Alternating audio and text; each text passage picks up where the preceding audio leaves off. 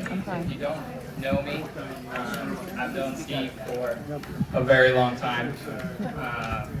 I'll say that again. My name's Zach, if you guys don't know.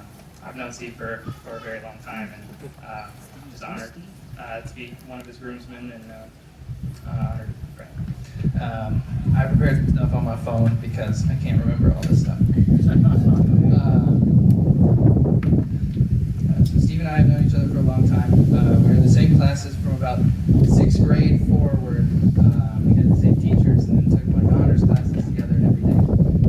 So we were always in the same classes. We played basketball together for at least 10 seasons. Soccer teammates for at least 3, maybe more. We went to church together. We then switched churches together. We went to the same concerts. We stayed at each other's houses all the time. Let's go back a little bit. And we kind of just did everything together, growing up, riding bikes around town and just doing whatever we wanted to do. Just because we spent a lot of time together, I don't think is what made us great friends. As I reflected on our friendship, as I was trying to write this earlier this week, I was reminded of 2 ideas. First one is from Proverbs, and the other from Christian author John Eldridge, who a lot of you might like. First is the proverb, as iron sharpens iron, so one person sharpens another. And this is kind of a cliche one, but we've just been going through life for such a long time together and just learning from one another. The second one is from Eldridge's book called Wild at Heart, where he uses scripture to encourage men that they were made to be warriors, to experience adventure, and to have something to fight for. He puts it simply as this: men want a battle to fight, an adventure to live, and a beauty to rescue. That is what is written in their hearts. I think the reason Stephen and I were able to become as close as we became were the battles we were fighting and the adventures we lived together. I have a million stories I could tell, but I'll try to just keep it to a few, and I'll try to keep it somewhat short, but I don't know if that's going to work. I also hate suspenders, if you guys didn't know. First is a battle to fight. I think most of our battles happened on a sporting court or field for the most part. But there's nothing like practicing every day, overcoming adversity, achieving your goals with someone by your side the whole way. Our senior year of high school, Stephen was coming off of fracturing his tibia playing soccer the previous year, and I fractured my hand the week before the season or something. I was supposed to be playing goalie, so that's not very good for soccer. I also hadn't played soccer in like 4 years or so, and they convinced me to play. I'm taking this off.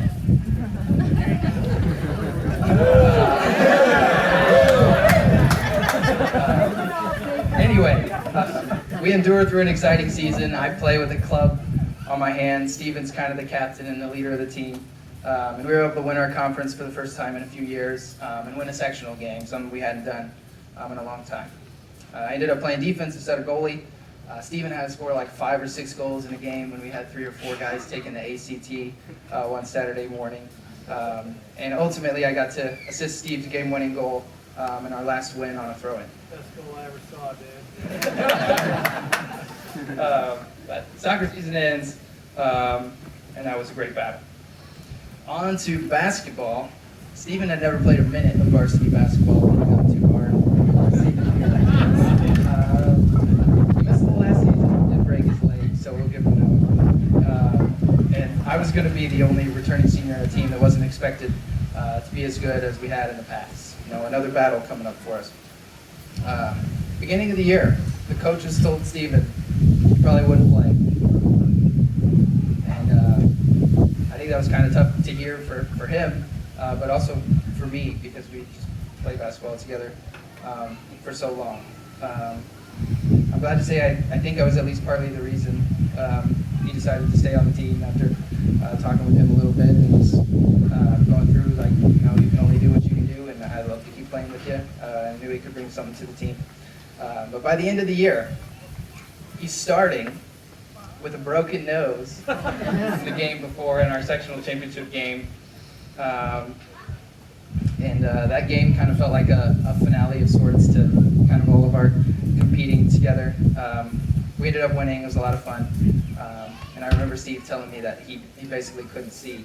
He's like, dude, I just didn't dribble the ball at the end because like the mask was blocking everything.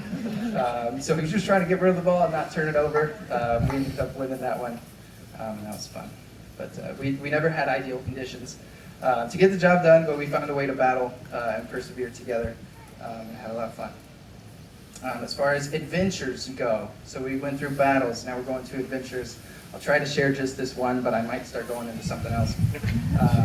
After a game, Friday night, basketball game, we decided to go to the place where all good adventures, yes, the local Waffle House.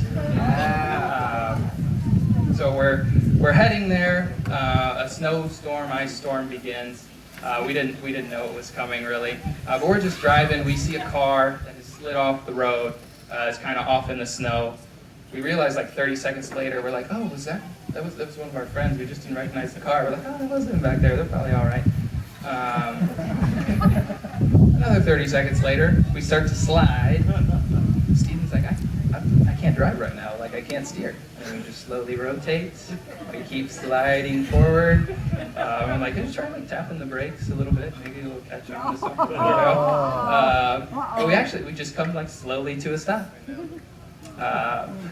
We kind of just look at each other like, now what are we gonna do? 2 students top of our class. Obviously, we decided to just keep going. But we make it to the Waffle House.